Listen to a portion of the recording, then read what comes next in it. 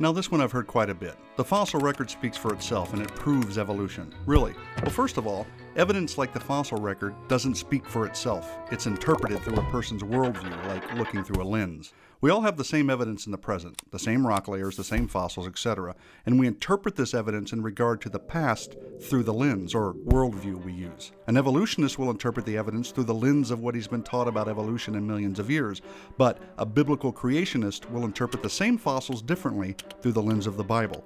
Now, both are looking at the same evidence in the present, but both are interpreting it very differently. So looking at the fossil record in the present, because that's all we have, and interpreting it through the lens of God's Word, we find that what we actually observe in the present confirms the interpretation obtained by looking through the lens of the Bible. Now, the only meaningful place to start is with the word of someone who has seen everything from the beginning and told us exactly what happened. That someone is God, who has given us a written account of the world's true history in the Bible. Genesis 1:1 says, "In the beginning God created the heavens and the earth." Now, God's written word tells us that during creation week, God created different kinds of animals and plants according to their kinds. The implication is that they will produce after their kind.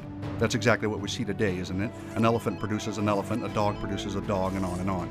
Now on the sixth day, man and woman, Adam and Eve, were also created, and God declared everything very good. It was complete and perfect, and there was no death because there was no sin. Later on in Genesis chapter 3, it is revealed that the man and woman, being tempted by the serpent, rebelled against God, broke his command, and sin and corruption entered the world. In fact, the entire creation was altered and is no longer in its originally perfect, very good state. People and animals began to die.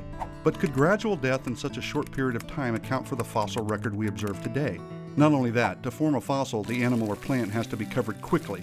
And since we find billions of fossils all over the world today, something that could have killed billions of things rather quickly had to have occurred. Not to mention, we also find many fish and other marine fossils at the tops of today's mountains. So, what in the Bible could account for that?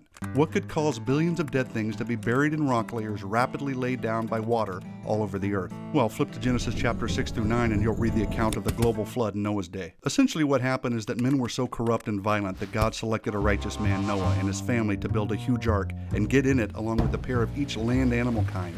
And then God caused a worldwide flood.